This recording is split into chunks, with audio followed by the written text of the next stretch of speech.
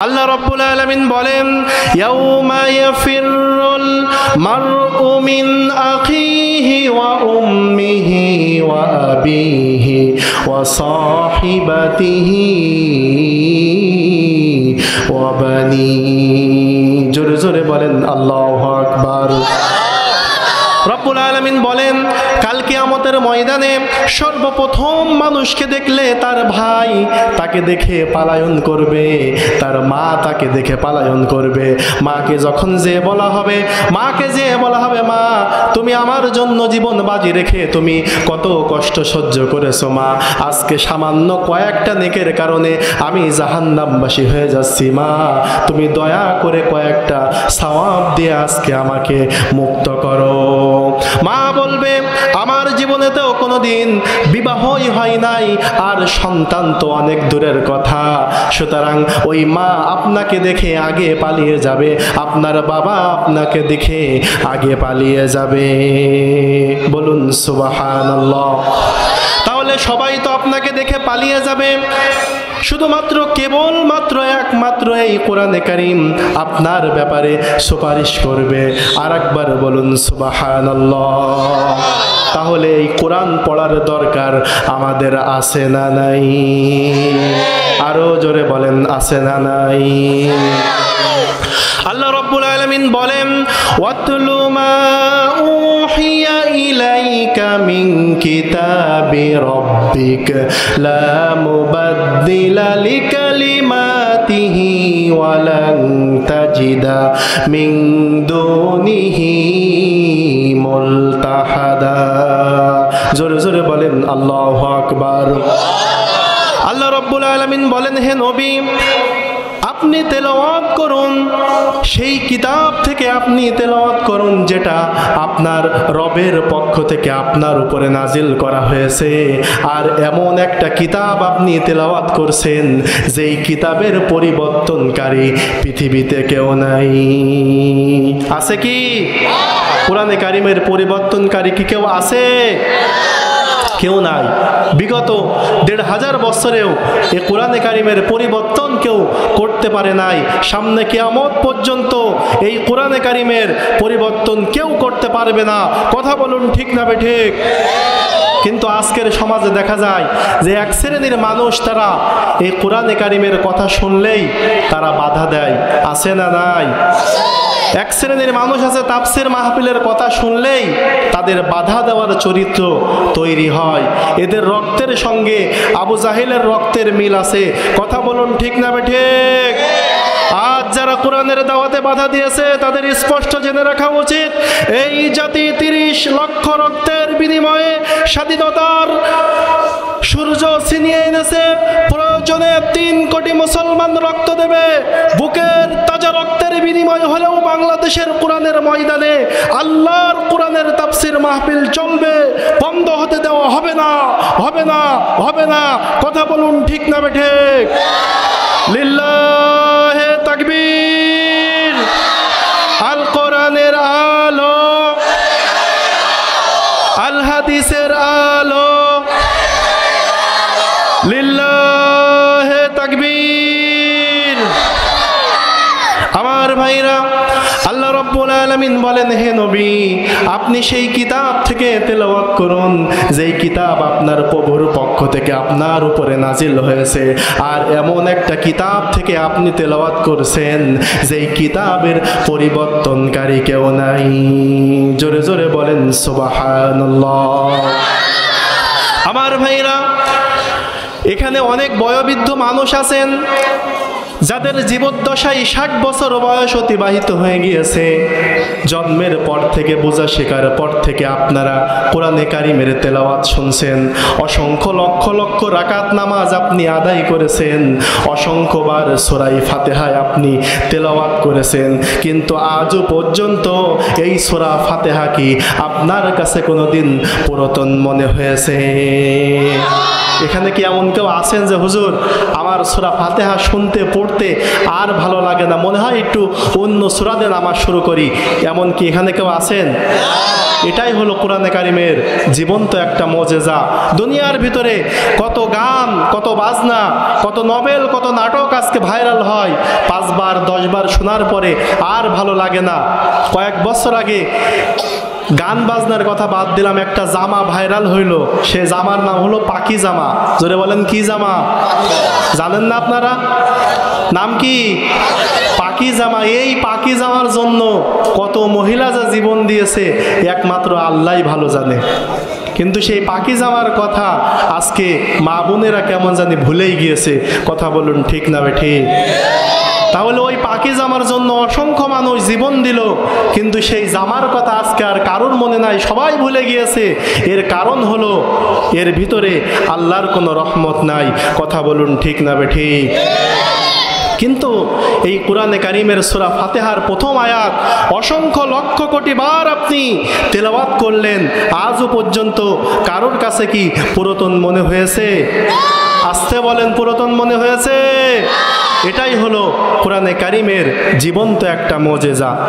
আমার ভাইরা, এ কোরআনে কারিম আপনাকে এজন্যই পড়তে হবে, এই কোরআনে কারিম আপনাকে এজন্যই পড়তে হবে কারণ এই কোরআনে কারিমের পরিবর্তনকারী কেউ নাই। তাহলে এই কোরআনে কারিম পড়ার দরকার আমাদের আছে না নাই? আরো জোরে বলেন, আছে না নাই? আল্লাহ রাব্বুল আলামিন বলেন এই কিতাব কেমন একটা কিতাব। আল্লাহ রাব্বুল আলামিন বলেন ইন্না নাহনু নাযালনা যিকরা ওয়া ইন্না লাহু লাহাফিজুন। জোরে জোরে বলেন আল্লাহু আকবার। রব্বুল আলামিন বলেন, শোনো পৃথিবীর মানব মণ্ডলী, এ কোরআন আমি রব্বুল আলামিন নাজিল করেছি এবং এই কোরআনে কারিমের হেফাজতের দায়িত্ব আমি আল্লাহ আমার হাতে তুলে নিয়েছি। জোরে বলুন সুবহানাল্লাহ। তাহলে এই কোরআনের কারিমের হেফাজতের দায়িত্ব একজনের, তিনি কে? আরো জোরে বলেন তিনি কে? এক আঙুল উঁচু করে সকলে বলেন তিনি কে? আল্লাহর নামটা উচ্চারণ করতে আপনাদের ভালো লাগে না খারাপ লাগে? আরো জোরে বলেন, ভালো লাগে না খারাপ লাগে? আল্লাহ আল্লাহ কি যে মধুর নাম, সবাই বলেন না আল্লাহ আল্লাহ কি যে মধুর নাম। ধরার তামাম মনি মুক্তা পান্না হীরা সোনা দানা হয় না যার তুলনা। আল্লাহ আল্লাহ কি যে মধুর নাম। চিৎকার দিয়ে বলেন আল্লাহু আকবার। আমার ভাইরা, তাহলে যে এই কোরআনে কারিম আমরা তেলাওয়াত করব, এই কোরআনে কারিমের হেফাজতের দায়িত্ব একজন নিয়েছেন, তিনি কে? আরো জোরে বলেন তিনি কে? আমার ভাইরা, পৃথিবীতে অসংখ্য কিতাব আছে, তাওরাত আছে, ইনজিল আছে, জাবুর আছে। রব্বুল আলামিন বলেন এর কোনটার হেফাজতের দায়িত্ব আমি আল্লাহ আমার হাতে নেই নাই। সুতরাং এই কোরআনে কারিমের হেফাজতের দায়িত্ব আমি আল্লাহ আমার হাতে তুলে নিয়েছি। এজন্য এখানে অনেক শিক্ষিত মানুষ আছেন যাদের জীবদ্দশায় অসংখ্য কিতাব আপনারা পড়েছেন, কিন্তু দিন শেষে ওই কিতাবটার অবশ্যই পরিবর্তন ঘটে গিয়েছে। কথা বলুন ঠিক না বেঠিক? তাওরাতের পরিবর্তন হয়েছে, ইনজিলের পরিবর্তন হয়েছে, জাব্বুর শরীফের পরিবর্তন হয়েছে, কিন্তু 1400 বছর আগে মহাগ্রন্থ আল কোরআনে কারিম রব্বুল আলামিন নাজিল করেছে। আজও পর্যন্ত এই কোরআনে কারিমের পরিবর্তন কি হয়েছে? কথা বলেন হয়েছে? তাহলে এই কোরআনে কারিমের হেফাজতের দায়িত্ব একজনের হাতে, তিনি কে? শরীরের সমস্ত শক্তি একত্রিত করে বলুন তিনি কে? আরো জোরে বলেন কে? এই কোরআনে কারিমকে নিস্তব্ধ করে দেওয়ার জন্য, এই কোরআনে কারিমকে নিশ্চিহ্ন করে দেওয়ার জন্য কত কাফের বেঈমান তারা ষড়যন্ত্র করেছে, কিন্তু এই কোরআনে কারিমের নিশ্চিহ্ন কেউ করতে পারে নাই। বলুন সুবহানাল্লাহ। আমার ভাইরা, আজ থেকে কয়েক শত বছর আগের ঘটনা। ব্রিটিশ যখন ভারতবর্ষে যে সময় শাসন করত, সেই সময়কার একটা ঘটনা। কাফের বেঈমানেরা কোরআনের আলোকে স্তব্ধ করে দেওয়ার জন্য কত কষ্ট, তারা কত চেষ্টা প্রচেষ্টা করেছে। আমার ভাইরা, গভীর মনোযোগ দিয়ে শুনুন। ইংরেজদের শাসন আমলে ভারতবর্ষ থেকে তারা একবার ভাবলো এই মহাগ্রন্থ আল কোরআনে কারিমকে আমরা স্তব্ধ করে দেব। সর্বপ্রথম তারা ভারত থেকে 1,40,000 আলেমকে তারা গ্রেফতার করে গ্র্যান্ড ট্রাঙ্ক রোডের সমস্ত গাছগুলোতে সমস্ত আলেমদেরকে ঝুলিয়ে সমস্ত আলেমদেরকে দুনিয়ার থেকে তারা শহীদ করে দিয়েছিল। চিৎকার দিয়ে বলুন নাউজুবিল্লাহ। এর পিছনে একটা কারণ হলো কোরআনকে স্তব্ধ করে দেবে। এইবার তারা যখন দেখলো কোরআনে কারিমকে স্তব্ধ আমরা করতে পারলাম না, এবার তারা চিন্তা করলো এই ভারতবর্ষে মাদ্রাসা কোথায় কোথায় আছে। যেরকম ভাবে আপনাদের এই গ্রামে একটা মাদ্রাসা প্রতিষ্ঠিত হয়েছে, আপনারা লজিংয়ের দায়িত্ব নিয়ে আপনারা মাদ্রাসায় টাকা পয়সা দান করে মাদ্রাসাকে এগিয়ে নেওয়ার জন্য ছাত্রদের খেদমতে আপনারা নিয়োজিত আছেন। তদানীন্তন সেই যুগে ভারতবর্ষে এমন অসংখ্য মুসলমান মাদ্রাসাকে এগিয়ে নেওয়ার জন্য তারা চেষ্টা করত। আমার ভাইয়েরা, ভারতবর্ষ থেকে সেই যুগে প্রায় 80,000 মাদ্রাসাকে তারা ভেঙে মাটির সঙ্গে গড়িয়ে দিয়েছিল। এবার এরপরেও তারা দেখলো কোরআনের কারিমকে আমরা স্তব্ধ করতে পারলাম না। এবার তারা ভারতবর্ষের প্রত্যেকটা মুসলমানের বাড়ি থেকে তারা কোরআনে কারিমের পৃষ্ঠাগুলো, কোরআনে কারিমের পিসগুলো তারা সংরক্ষণ করতে লাগলো। লক্ষ কোটি কোটি পিস কোরআনে কারিম তারা একত্রিত করে ফেললো। একত্রিত করে সমস্ত কোরআনে কারিমগুলো তারা আগুন দিয়ে জ্বালিয়ে পৃথিবী থেকে তারা নিশ্চিহ্ন করে দিল। বলুন নাউজুবিল্লাহ। এর পিছনে একটাই কারণ, কোরআনে কারিমকে তারা এই পৃথিবীর বুকে থাকতে দেবে না। কথা বলুন ঠিক না ঠিক? কিন্তু তারা কি জয় হতে পারবে? তারা কি বিজয় অর্জন করতে পারবে? কখনো নয়। আল্লাহ রাব্বুল আলামিন বলেছেন, ইন্না নাহনু নাযালনা যিকরা ওয়া ইন্না লাহু লাহাফিজুন। এই কোরআন আমি নাজিল করেছি, এর হেফাজতের দায়িত্ব আমি আল্লাহ আমার হাতে তুলে নিয়েছি। চিৎকার দিয়ে বলুন আল্লাহু আকবার। তারা যখন কোরআনে কারিমকে নিধন করতে পারলো না, কোরআনে কারিমগুলো জ্বালিয়ে দিয়ে তারা যখন নিধন করতে পারলো না, এবার এখানে যারা উপস্থিত আছেন আপনারা সকলেই জবাব দেন। আমরা এখানে যারা উপস্থিত হয়েছি আমরা কোরআন পড়তে পারি আর নাই পড়তে পারি, আমাদের সকলের বাড়িতে একটা পিস করে কোরআনে কারিম আছে না নাই? আরো জোরে বলেন আছে না নাই? এই মহাব্বত তৈরি করে দিয়েছেন কে? আরো জোরে বলেন কে? ভারতবর্ষ থেকে যেই সময় লক্ষ কোটি কোটি পিস কোরআনে কারিম জ্বালিয়ে দেওয়া হলো, এবার ভারতের একজন ইংরেজদের একজন শাসন আমলে একজন সৈন্য ভারতের গ্রাম থেকে ওই লোকটা হেঁটে যাচ্ছিল। হঠাৎ করে সে দেখলো তার কানের ভিতরে কোরআনে কারিমের আয়াতগুলো ভেসে ভেসে আসতেছে। তাহা মা আনজালনা আলাইকাল কুরআনা লিতাশকা ইল্লা তাযকিরাতাল লিমান ইয়াখশা তানজিলাম মিম্মান খালাকাল আরদা ওয়াস সামাওয়াতিল উলা। জোরে জোরে বলেন আল্লাহু আকবার।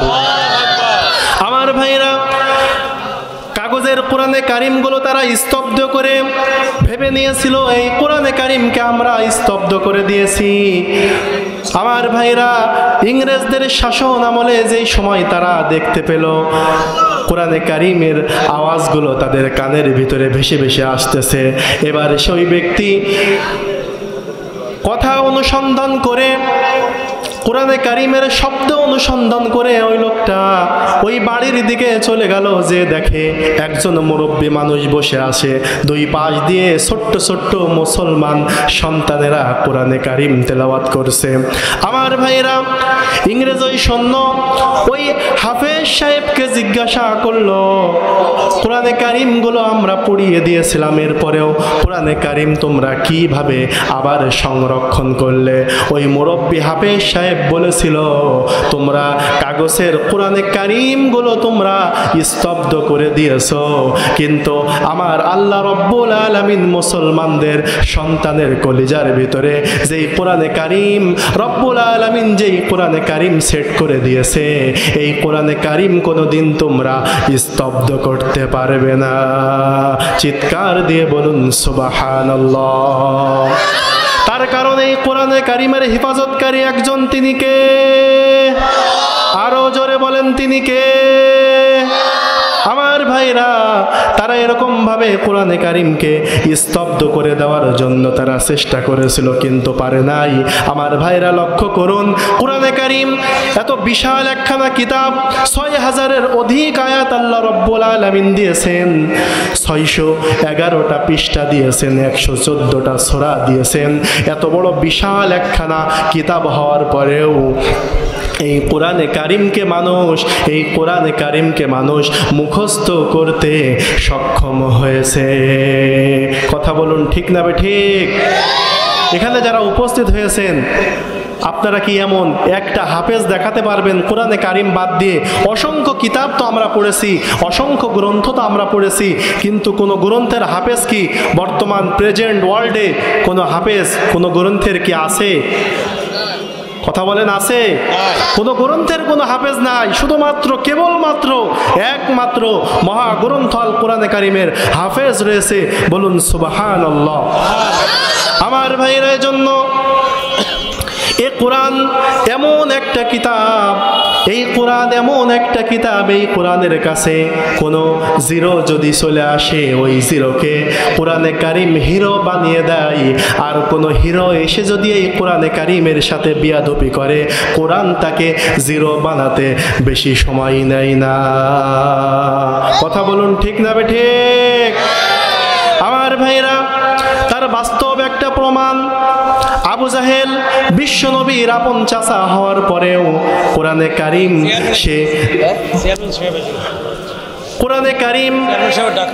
তাকে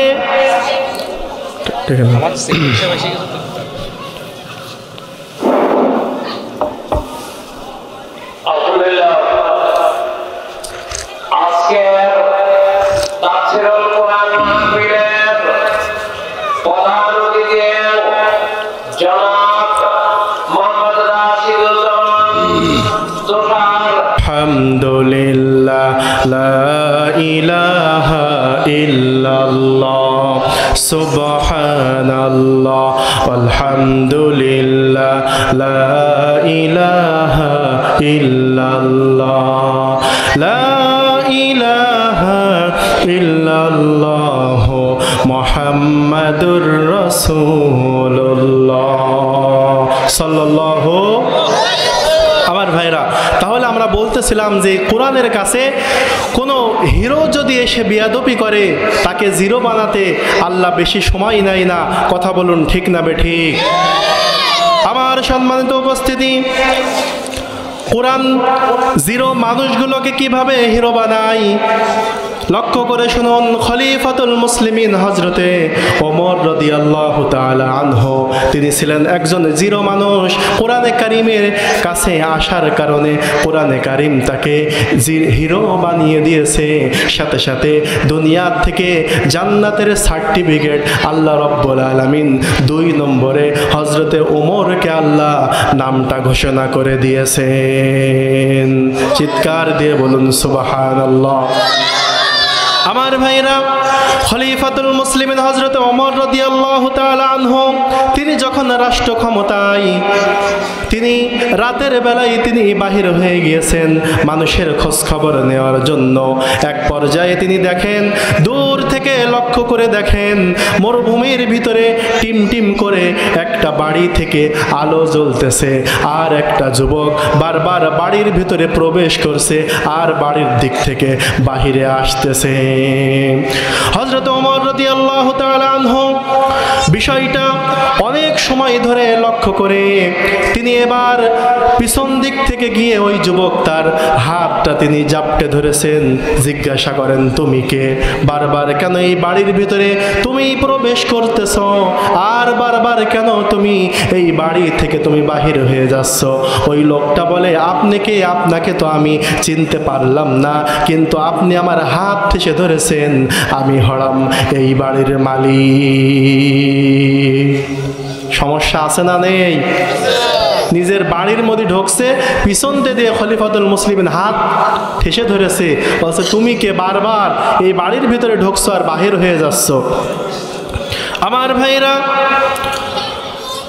ওই লোকটা বলে, আপনি কে? আপনাকে তো আমি চিনতে পারলাম না। খলিফাতুল মুসলিমিন নিজের পরিচয় গোপন রাখলেন আর বললেন, কি কারণে তুমি বারবার এই বাড়ির ভিতরে ঢুকতেছো আর কি কারণে তুমি বাহির হয়ে যাচ্ছ?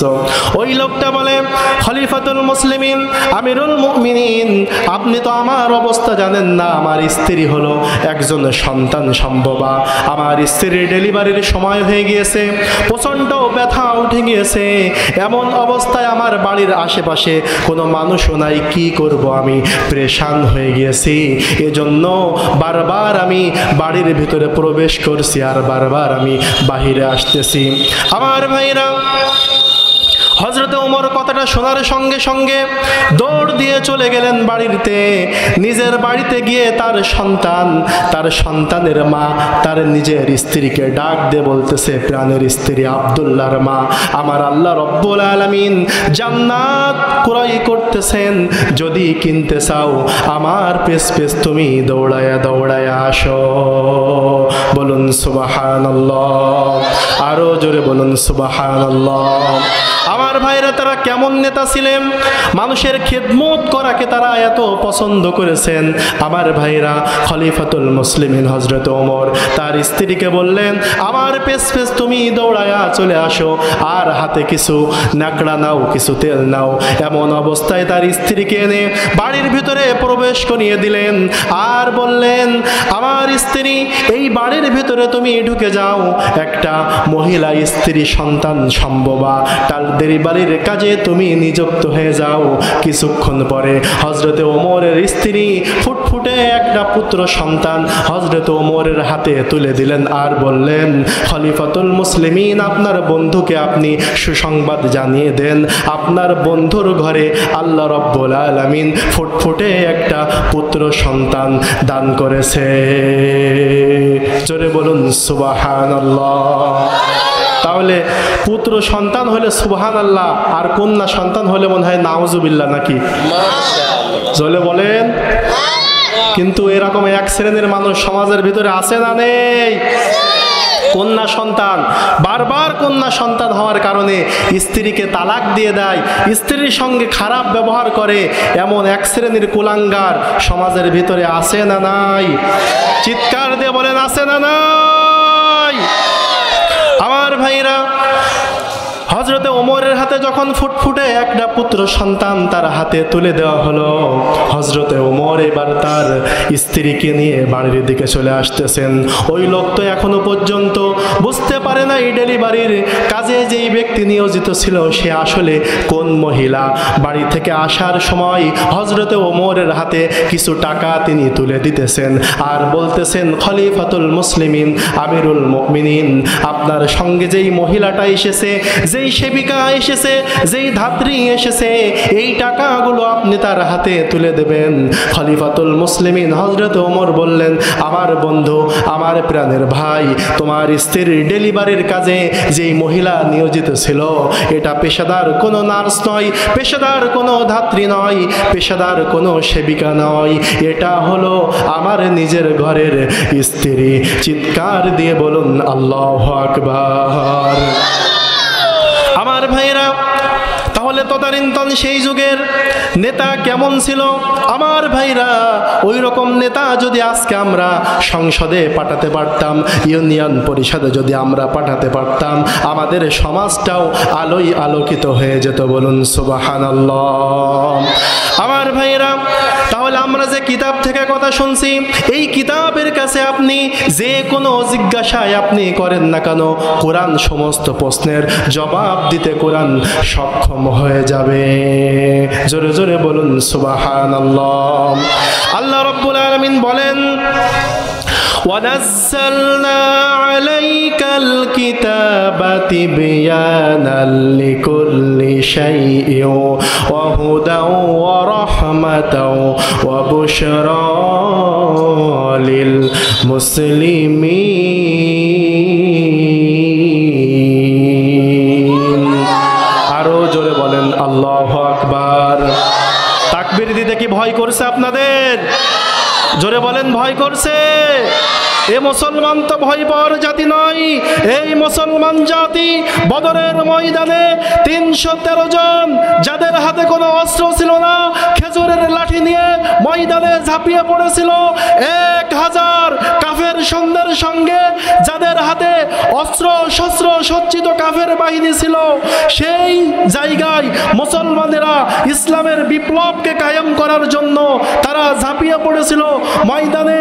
সুতরাং বর্তমানে 180 কোটি মুসলমানের দরকার নাই, বদরের ময়দানের মতো 313 জন মুসলমানই যথেষ্ট।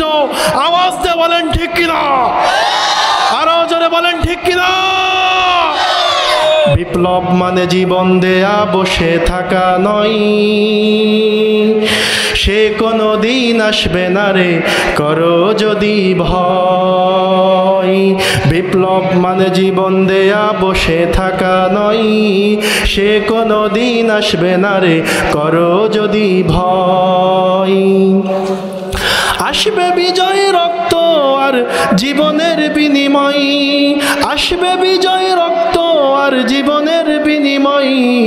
বিপ্লব মানে জীবন দেয়া বসে থাকা নয়, সে কোনো দিন আসবে না রে করো যদি ভয়। কথা বলুন ঠিক না ঠিক? লড়াইয়ের ওই ময়দানেতে যেতে তোমাকে হবে, প্রয়োজনে সব রক্তটুকু জমিনেই ঢেলে দেবে। লড়াইয়ের ওই ময়দানেতে যেতে তোমাকে হবে, প্রয়োজনে সব রক্তটুকু জমিনেই ঢেলে দেবে। তবুও তোমায় লড়তেই হবে, মানবে না পরাজয়। তবুও তোমায় লড়তেই হবে, মানবে না পরাজয়। বিপ্লব মানে জীবন দেয়া বসে থাকা নয়, সে কোনো দিন আসবে না রে করো যদি ভয়। কোথা থেকে কোন ভিনদেশি শকুন আমার দেশে এসে সেবার নামে বসলো জুড়ে মীর জাফরের বেশে। কোথা থেকে কোন ভিনদেশি শকুন আমার দেশে এসে সেবার নামে বসলো জুড়ে মীর জাফরের বেশে। ওদের করতে নাস্তানাবুদ হতে হবে নির্দয়ী, ওদের করতে নাস্তানাবুদ হতে হবে নির্দয়ী। বিপ্লব মানে জীবন দেয়া বসে থাকা নয়, সে কোনো দিন আসবে না রে করো যদি ভয়। কথা বলুন ঠিক না ঠিক? মুসলমান কি কখনো ভয় পেতে পারে? কথা বলেন, ভয় পেতে পারে? আপনি চিন্তা করে দেখুন, 1000 কাফের অস্ত্র শস্ত্র সজ্জিত কাফের বাহিনী, তাদের সামনে মাত্র 313 জন, যাদের কাছে কোনো অস্ত্র ছিল না, খেজুরের লাঠি নিয়ে ময়দানে ঝাঁপিয়ে পড়েছিল। এরপরেও ইসলামের পথ থেকে এক চুল পর্যন্ত পিছনে সরে যায় নাই। কথা বলুন ঠিক না ঠিক? আমার ভাইরা, তাহলে এই সমাজটাকে যদি আলোকিত করতে হয়, অবশ্যই অবশ্যই আমাদেরকে কোরআনের কাছে ফিরে যাওয়ার দরকার আছে না নাই? আরো জোরে বলেন আছে না নাই? আল্লাহ রাব্বুল আলামিন বলেন সূরা ইব্রাহিমের 2 নম্বর আয়াত, কিতাবুন আনজালনাহু ইলাইকা লিতুখরিজান নাসা মিনাজ-যুলুমাতি ইলান নূর। আরো জোরে বলুন আল্লাহু আকবার। আমার ভাইরা, আল্লাহ রাব্বুল আলামিন বলছেন, ও নবী, আপনার উপর আমি যে কিতাবে কোরআনে কারীম আমি নাজিল করেছি, এই কোরআনে কারীম দিয়ে আপনি মানুষদেরকে অন্ধকার আচ্ছাদিত জাতি থেকে আপনি আলোর দিকে তাদেরকে আনয়ন করবেন। সুবহানাল্লাহ বলবেন না? তাহলে এই কোরআনে কারীম মানুষদেরকে অন্ধকার থেকে মুক্ত করে ইলান নূর আলোর দিকে আসার একটা মাধ্যম। কথা বলুন ঠিক না ঠিক? আমার ভাইরা, তাহলে কোনটা আলো আর কোনটা অন্ধকার, কোনটা জুলুমাত আর কোনটা নূর, এটা আমরা সকলেই বেশ কম আমরা সকলেই জানি। কথা বলুন ঠিক না ঠিক? জুলুমাতের পথ হলো 14ই ফেব্রুয়ারি ভালোবাসা দিবস পালন করা, এটা হলো জুলুমাতের পথ। কথা বলুন ঠিক না ঠিক? মাহফিলকে বাদ দিয়ে যারা ফুচকার দোকানে, চটপটির দোকানে যারা গল্প গুজবে লিপ্ত হয়েছে, এটা হলো জুলুমাতের পথ। কথা বলুন ঠিক না ঠিক? আর নূরের পথ হলো আপনারা যারা দুনিয়ার সমস্ত কাজকর্মকে পিছনে ফেলে দিয়ে আরামের বিছানাকে হারাম করে দিয়ে যারা আজকে তাফসীর মাহফিলে ছুটে এসেছেন, এইটাই হলো অবশ্যই অবশ্যই আলোর পথ। কথা বলুন ঠিক না ঠিক? আরো জোরে বলুন ঠিক না ঠিক? আমার ভাইরা, তাহলে সমাজকে যদি আলোয় আলোকিত করতে হয়, কোরআন পড়ার দরকার আমাদের আছে না নাই? আরো জোরে বলেন আছে না নাই? এই যে মাদ্রাসা প্রতিষ্ঠিত হয়েছে, অসংখ্য ছাত্র আশেপাশের ইউনিয়ন থেকে এই মাদ্রাসায় তারা লেখাপড়ার ভিতরে যুক্ত হয়েছে। এই সন্তানগুলোকে যদি আপনারা একটু খাবারের ব্যবস্থা করে দেন, যদি কিছু টাকা পয়সা এই মাদ্রাসায় আপনারা দিতে পারেন, তাহলে আমি আলোচনার শুরুতেই বলেছিলাম, বিশ্বনবী বলেছেন এই কোরআনে কারীম কাল কিয়ামতের ময়দানে মানুষের পক্ষে সুপারিশ করবে। আর এই সুপারিশকৃত ব্যক্তি এই কোরআনের হাফেজ যখন জান্নাতে যাবে, অবশ্যই অবশ্যই হাফেজ আল্লাহকে ডাক দিয়ে বলবে, রব্বুল আলামিন এই ব্যক্তির এই আব্দুল্লাহর বাড়িতে বসে বসে রব্বুল আলামিন 3টা বছর আমি খেয়েছিলাম, আর যেই কোরআনের কারণে রব্বুল আলামিন তুমি আমাকে জান্নাত দিতেছো, রব্বুল আলামিন তুমি মেহেরবানি করে আমার লজিং মাস্টারকেও তুমি জান্নাতের ভিতরে ঢোকার ব্যবস্থা করে দিও। কথা বলুন ঠিক না ঠিক? তাহলে এই মাদ্রাসা চলুক, এই মাদ্রাসার ছাত্ররা বাড়িতে এসে লেখাপড়া করুক, এটাকে আপনারা সকলে চান? সকলে বলেন সকলে চান? কারা কারা চান দুহাত তুলে আমার আল্লাহকে দেখান। লিল্লাহে তাকবীর, লিল্লাহে তাকবীর। আল কোরআনের আলো, আল হাদিসের আলো, কোরআন আছে যেখানে, আলেম উলামা যেখানে, কোরআন সুন্নাহর আলো, দুর্নীতির আলো। কিছু কিছু লোক বলেছে ঘরে ঘরে জ্বালো। দুর্নীতির আলোকে ঘরে ঘরে জ্বাললে কি হবে না? এই যে চেয়ারম্যান সাহেব পাশে বসে দুর্নীতি কি করতে দেবে না? তার দিকে তাহলে কি দুর্নীতির আলো কি করতে হবে? সমাজ থেকে মুক্ত করতে হবে। কথা বলুন ঠিক না ঠিক? আমার ভাইরা, তাহলে আমি যে কথা বলছিলাম, অবশ্যই অবশ্যই এই কোরআনে কারীম আমাকে আপনাকে পড়তে হবে। আর এই কোরআনে কারীম যদি আমি আপনি পড়তে পারি, অবশ্যই অবশ্যই এই কোরআনে কারীম আমাকে আপনাকে সুপারিশ করে জান্নাতের ভিতরে প্রবেশ করাবে। বলুন সুবহানাল্লাহ। আমার ভাইরা এখানে যারা উপস্থিত আছেন, যাদের সন্তানদেরকে আপনারা মাদ্রাসায় দিয়েছেন আলহামদুলিল্লাহ, যারা এখনো পর্যন্ত দিতে পারেন নাই, আজকে থেকেই নিয়ত করেন কাল কিয়ামতের ময়দানে এই সন্তান আপনাকে জান্নাতে যাওয়ার মাধ্যম হয়ে যাবে। আমার ভাইরা, আপনি কালকেই মারা গেলেন, মারা যাওয়ার পরে বাহির থেকে বাইতুল মোকাররম মসজিদের ইমামকে এনে যদি আপনার জানাজার নামাজ পড়ানো হয়, ওই জানাজার জায়গায় বাইতুল মোকাররমের ইমাম না হয়ে আপনার সন্তান যদি দাঁড়িয়ে যায়, সন্তান যদি দু চোখের পানি ফেলে আল্লাহর কাছে বলে, রব্বুল আলামিন আমার বাবা আমাকে কত কষ্ট করে মানুষ করেছে, রব্বুল আলামিন আমার বাবাকে তুমি জান্নাতে যাওয়ার মাধ্যম করিয়া দাও। চলে বলুন সুবহানাল্লাহ। তাহলে বাইতুল মোকাররমের মসজিদের খতিবকে এনে জানাজা পড়ানো আর আপনার সন্তানকে দিয়ে জানাজাটা পড়ানো, এই দুইটা জানাজা কি কখনো এক হতে পারে? আরো জোরে বলেন পারে। তাহলে সন্তানকে মাদ্রাসায় পড়ার দরকার আছে না নাই? আরো জোরে বলেন আছে না নাই? আজকে আপনি নিয়ত করেন, আমার পর্দার আড়ালের আমার মা বোনেরা এক্ষুনি আপনারা নিয়ত করেন, আপনার সন্তানকে যদি একজন সত্যিকার অর্থে একজন হাফেজ বানাতে পারেন, একজন আলেম যদি আপনি বানাতে পারেন, আপনার সন্তানকে আর গাইড দেওয়া লাগবে না। আমি মাহফিলে ঢোকার পূর্বেই মানুষেরা আমার কাছে আবদার করেছে, এই এলাকার অধিকাংশ যুবকেরা নাকি নেশার দিকে লিপ্ত হয়েছে। আমার ভাইরা, তাদেরকে আমি শুধুমাত্র একটা মেসেজ দিতে চাই, সন্তানের বুকের ভিতরে আপনি কোরআনে কারিমটা ঢুকায়া দেন, সন্তানের বুকের ভিতরে আপনি কোরআনে কারিমটা ঢুকায়া দেন, সন্তানকে কোরআনের শিক্ষা দেন। আপনার ওই সন্তান কোনোদিন নেশার ভিতরে লিপ্ত হবে না, আপনার সন্তান প্রকৃত অর্থে ইসলামের একজন সৈনিক হয়ে যাবে। তাহলে মাদ্রাসা তৈরি করা, মাদ্রাসা প্রতিষ্ঠা করা, এটা দরকার আছে না নাই? আমার ভাইরা, যেহেতু আমাকে আপনাকে অবশ্যই মরতে হবে, মৃত্যুর স্বাদ আমাকে আপনাকে অবশ্যই যেহেতু গ্রহণ করতে হবে, এই মৃত্যু থেকে আমরা কেউ বাঁচতে পারবো না। এজন্য মৃত্যু আসার আগে আগে সন্তানকে হাফেজ বানান, সন্তানকে আলেম বানান, নিজে একটু কোরআনে কারিম শেখেন, কারণ এই কোরআনে কারিম যদি আপনি শিখতে পারেন, কোরআন আপনার পক্ষে সুপারিশ করে জান্নাতে নিয়ে যাবে।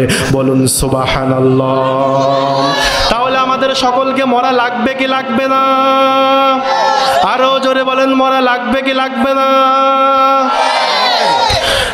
একদিন তোমারি নাম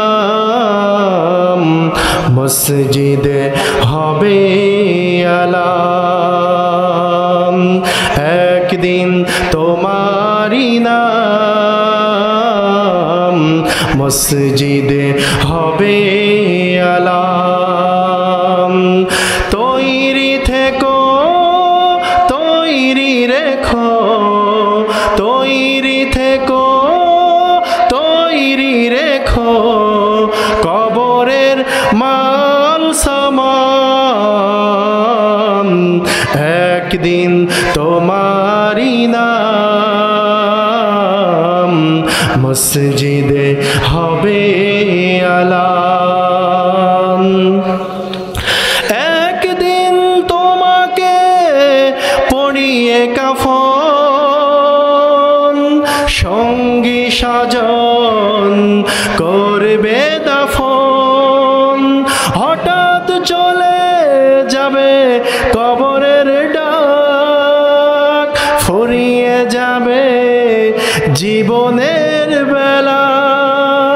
তৈরি থেকো, তৈরি রেখো, কবরের মাল সামান,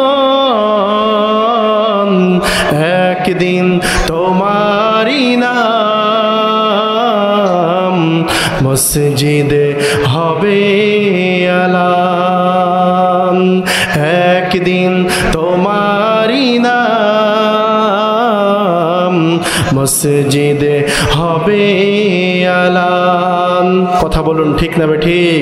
আমার ভাইরা, আমি আপনাদের কাছে একটা মেসেজ দিতে চাই, সন্তানকে কত রকম শিক্ষা আপনি দিলেন, বিদেশ থেকে MBBS, FCPS, এভারসিএস, কত উন্নত ডিগ্রিটাকে এনে দিলেন, অথচ কোরআনে কারিমটা আপনি শিক্ষা দিতে পারলেন না। আপনি মারা গেলেন, পাশের মসজিদের ইমাম এসে আপনার জানাজাটা পড়ালো, আপনার সন্তান কিভাবে আপনার জানাজায় উপস্থিত হবে এটা তার জানা নাই। আপনি মারা যাওয়ার পরে আপনার কবরের পাশে দাঁড়িয়ে বলবে রব্বির হামহুমা কামা রব্বায়ানি সগীরা। সকলে আমার সঙ্গে বলেন না, রব্বির হামহুমা কামা রব্বায়ানি সগীরা। এই দোয়াটাও যদি আপনি আপনার সন্তানকে শিখাতে পারেন, মৃত্যুর পরে আপনি কবরে শুয়ে থাকবেন, আপনার সন্তান যদি এই দোয়াটা পড়ে আপনার কবরের পাশে গিয়ে যদি আপনার ওই ছোট্টবেলার আদরের কথা মনে করে আপনার সন্তান যদি দুই চোখের পানি যদি ফেলতে পারে, চোখের পানি নাকের ডগায় আসার আগে আগে মা বাবার কবরের সমস্ত গুনাহগাতাগুলো আল্লাহ রব্বুল আলামিন ক্ষমা করে দেবে। সুবহানাল্লাহ বলেন। তাহলে সন্তানকে অবশ্যই আমি আপনি কোরআনে কারিম শিক্ষা দেব। আমার ভাইরা, আপনার সন্তানকে আপনি বহু রকম শিক্ষা দিলেন, জাগতিক অনেক শিক্ষা আপনি তাকে দিলেন, বিশাল সুশিক্ষায় তাকে শিক্ষিত করলেন, কিন্তু কোরআনে কারিমের সিটা ফোটাও তার ভিতরে থাকলো না। মানুষ আপনাকে গর্বিত পিতা বলে সম্বোধন করে, কিন্তু আপনি আসলে প্রকৃত অর্থে আল্লাহর কাছে গর্বিত পিতা নামে একজন ব্যর্থ পিতা। কথা বলুন ঠিক না বেঠিক? আমার ভাইরা, আমি বলছিলাম কিতাবুন আনজালনাহু ইলাইকা লিতুখরিজান নাসা মিনাজ-যুলুমাতি ইলান নূর। এই কিতাব এমন একটা কিতাব, আল্লাহ রাব্বুল আলামিন বলেন, ওগো নবী, আপনি এই কিতাব দ্বারা মানুষদেরকে, অন্ধকার আচ্ছাদিত জাতিকে আপনি এই কোরআন দ্বারা তাদেরকে আপনি আলোর দিকে আনবেন। আমার ভাইরা, এই পথটা হলো আলোর পথ, কোরআনের পথটা হলো আলোর পথ। মানুষ যখন সমস্ত প্রকার জুলুমাত থেকে মুক্ত হয়ে মানুষ যেই সময় আলোর দিকে আসবে, মানুষের অবস্থাটা কেমন হবে? বিশ্বনবীর একজন সাহাবী, আল্লাহর হাবিব সাল্লাল্লাহু আলাইহি ওয়াসাল্লামের একজন সাহাবী, যার নাম ছিল হযরতে দাহিয়াতুল কালবি। জোরে বলেন নাম কি? আরো জোরে বলেন নাম কি? বিশ্বনবীর সাহাবী হযরতে দাহিয়াতুল কালবি রাদিয়াল্লাহু তাআলা আনহু জুলুমাত থেকে মুক্ত হওয়ার পরে তিনি কেমন হয়েছিলেন?